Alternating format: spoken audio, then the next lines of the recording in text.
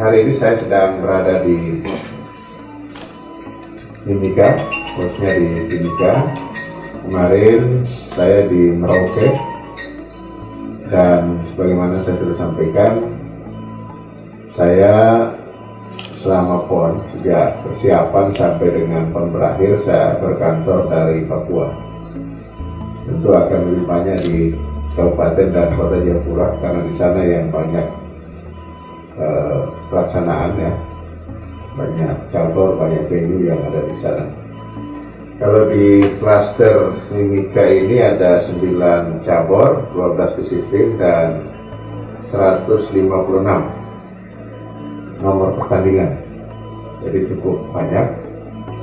Jadi setelah Kota Jayapura 22, kemudian Kabupaten Jayapura 21, Timika 9, dan di 12 disiplin, ya. Kemudian sisanya di Merauke. Nah, kemarin saya ke Merauke, ada beberapa yang sudah menyelesaikan pertandingan. Nah, teman-teman sekalian, kita tahu bahwa pelaksanaan PON di Papua ini adalah pelaksanaan PON yang pertama, dan perhatian Bapak Presiden luar biasa untuk PON ini, sampai beliau mengeluarkan instruksi Presiden, Inpres, beberapa kali, 3 atau 4, ya? Ya, 4, ya? 3, baik.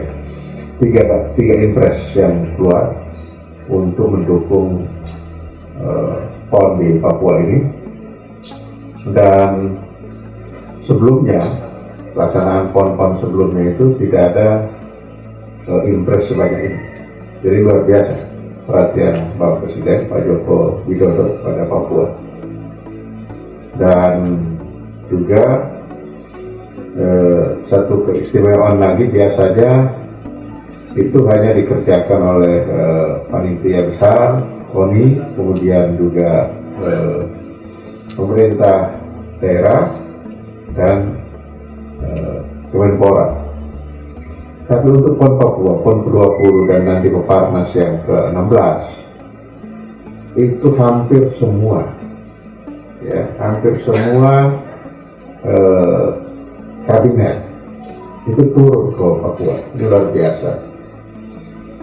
Menko Polhukam, Menko PMK, Menko Perekonomian, dan yang baru datang ini Menko Marinvest. Jadi empat Menko itu datang ke sini, dan itu menandakan keseriusan pemerintah pusat atas arahan Bapak Presiden untuk mensukseskan PON ini. Dan pada saat bidding, memang Papua menyampaikan bahwa mereka sanggup, makanya tagline-nya itu orang bisa, karena menunjukkan kesanggupan dari pemerintah dan masyarakat Papua untuk melaksanakan ini. Nah, kemudian dibagi, ya, dalam 4 klaster. Ada klaster Kota Jayapura, klaster Kabupaten Jayapura, kemudian klaster Kabupaten Timika, klaster Kabupaten Merauke. Nah, ini sekaligus mendorong pembangunan, khususnya pembangunan infrastruktur olahraga di Papua itu semakin baik, semakin maju. Dan tentu harapan kita dengan perhatian pemerintah pusat yang begitu besar terhadap pembangunan di Papua, khususnya pembangunan sarana dan prasarana olahraga, ini bisa dimanfaatkan dengan semaksimal mungkin oleh pemerintah provinsi, pemerintah kabupaten dan kota, dan juga oleh masyarakatnya sendiri. Banyak fasilitas yang dibangun di Papua, termasuk di Timika, ada yang minimal taraf kelasnya itu nasional, bahkan ada beberapa yang sudah taraf kelas internasional. Ini saya kira harus dimanfaatkan, dan saya sejak beberapa waktu yang lalu sudah mengingatkan pada pemerintah untuk mempersiapkan satu badan yang mengelola baik tingkat provinsi maupun tingkat kabupaten kota. Sebab pengalaman dari beberapa tempat pelaksanaan PON yang sebelum Papua ini, itu bahkan setelah itu dia tidak bisa diberdayakan, tidak bisa digunakan apa-apa. Nah, saya nggak tahu perencanaannya dulu itu seperti apa. Oleh karena itu, saya wanti-wanti betul untuk pemerintah provinsi, pemerintah kabupaten kota, fasilitas yang bagus-bagusnya harus dirawat, harus bisa digunakan agar apa? Agar Papua ini olahraganya makin maju, pihak-pihak yang di luar Papua bisa melihat kemajuan itu, dan terbukti dari kedatangan kontingen-kontingen mereka kaget kok kami seolah-olah tidak berada di Papua dari informasi-informasi yang didapatkan sebelumnya. Nah, ini saya kira ini harus dimanfaatkan betul untuk kemajuan masyarakat Papua pada umumnya dan pembinaan olahraga Papua. Kemudian apa yang kami rencanakan ya dari Kementerian Pemuda dan Olahraga terhadap fasilitas yang cukup bagus, cukup baik, mewah, bahkan megah kalau kita sampaikan. Tentu kami dalam posisi membantu untuk mendorong kegiatan-kegiatan itu dilakukan sebanyak mungkin di Papua. Kan saya lihat ada misalnya lapangan untuk kriket, kemudian lapangan sepak bola yang di LA Stadium. Tahu LA Stadium kan? Stadion Lukas NMB. Kita pakai bahasa yang keren. Itu luar biasa. Tempat duduknya sudah single seat. Kemudian rumputnya juga sudah rumput yang standar FIFA. Pencahayaannya juga sudah seperti itu. Nah, kalau nggak digunakan, sayang ini tempat itu. Nah, ini juga kaitan dengan itu, kami di dalam desain besar olahraga nasional atau DBON yang mungkin teman-teman sudah pernah mendengarkan, Pak Presiden sudah mengeluarkan Perpres nomor 86 tahun 2021, di mana dalam DBON itu kita akan bangun 10 sentra untuk talenta dan talent scouting untuk pembibitan kita. Nah, itu Papua salah satu dari 10 sentra untuk mendukung nanti atlet-atlet nasionalnya. Tentu untuk yang Olimpik, untuk Olimpiade itu ada di Cibubur, dan untuk Paralimpiadenya ada di Jawa Tengah. Nah, ini satu rangkaian yang kami lakukan agar pembinaan bibit bakat talenta atlet yang dari daerah itu ada salurannya. Jadi dia tidak hanya sampai di tingkat kabupaten, apalagi kecamatan, tetapi dia harus ada jenjang-jenjangnya. Dia dari kabupaten naik ke provinsi, dan dari provinsi dia akan tentu kita ambil ke tingkat nasional, tingkat pusat. Bagaimana dengan pengembangan, bagaimana dengan pembinaan talenta-talenta yang ada di Mimika ini, ya tergantung KONI di Mimika, kemudian cabur-cabur di Mimika, kemudian juga tergantung dari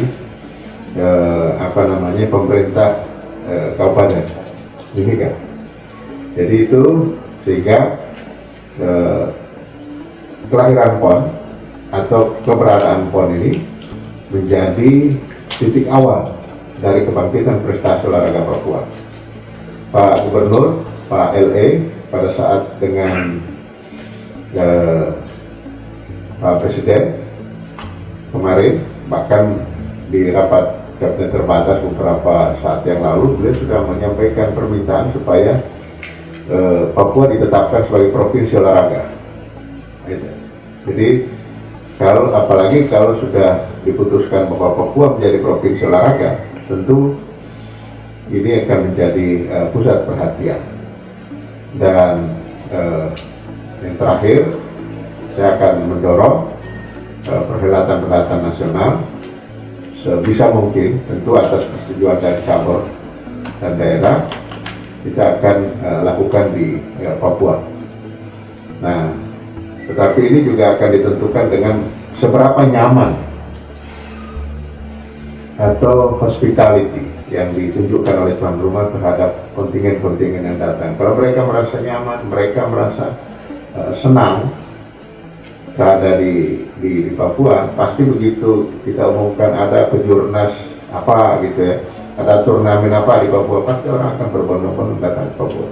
Sepanjang apa yang saya rasakan sejak saya berkantor di Papua ini, tentu hospitality-nya baik dan standar yang sudah diperlihatkan tunjukkan oleh panitia, baik panitia besar yang ada di tingkat provinsi maupun di sub-sub atau di klaster-klaster.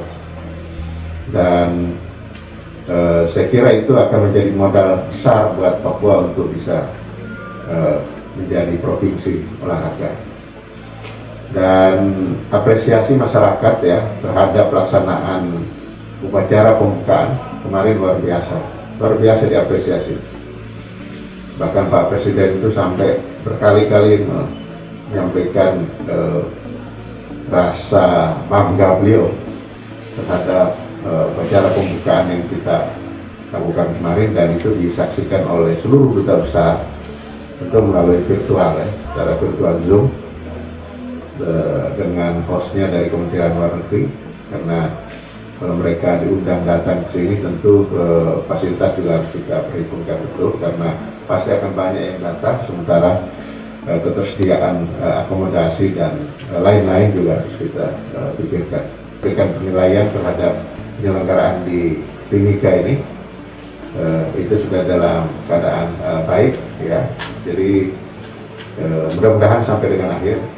Ada satu yang kemarin sempat saya khawatir tentang futsal ya, kan biar itu olahraga yang ramai, dan kemudian juga dia body contact yang memungkinkan bisa ramai juga, tapi ya puji Tuhan alhamdulillah bisa diselesaikan dengan baik oleh panitia. Saya sekali lagi terima kasih dan apresiasi kepada Ketua Sub Telepon Timika dan Pak Seko.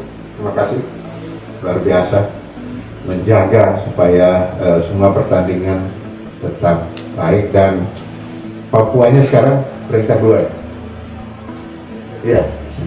Iya, mudah-mudahan akan bertahan terus, karena biasa dalam PON ke PON itu ada 4 yang susah ini kan, ada DKI Jakarta, ada Jawa Barat, Jawa Timur, Jawa Tengah. Tapi sekarang rupanya Papua langsung menyodok ke atas. Mudah-mudahan bertahan sampai terakhir. Jadi bisa sukses prestasi, sukses penyelenggaraan, dan yang paling penting sukses administrasi. Yang sampai setelah PON ada masalah. Pasca PON ini kita di Kabupaten Mimika akan mendapatkan beberapa venue yang cukup megah ya untuk kita.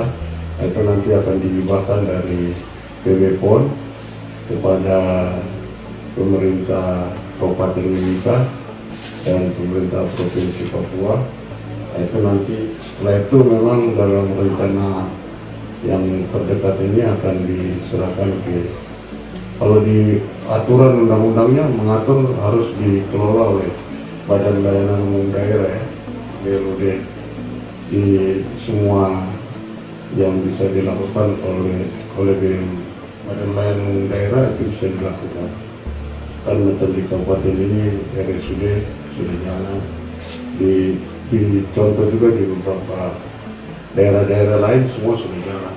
tentu kalau regulasinya seperti itu, pasti kita akan mengikuti ke situ. Demikian Pak Menteri.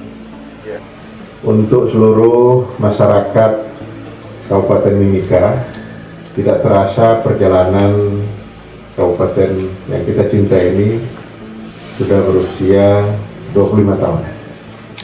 Dan ini bukan perjalanan yang singkat. Banyak dinamika dan kemajuan yang sudah dicapai oleh Kabupaten Mimika. Pemerintahnya sudah berganti-ganti, tapi yang pasti saya, Zainuddin Amali, Menteri Pemuda dan Olahraga Republik Indonesia, menyaksikan kemajuan yang luar biasa. Untuk itu, di usia yang ke-25 tahun ini, saya mengucapkan selamat ulang tahun yang ke-25 untuk Kabupaten Mimika. Semoga rakyatnya makin sejahtera, makin makmur, pemerintahan makin baik, dan kita semua merasakan hasil dari pembangunan Kabupaten Mimika. Sekali lagi, selamat ulang tahun.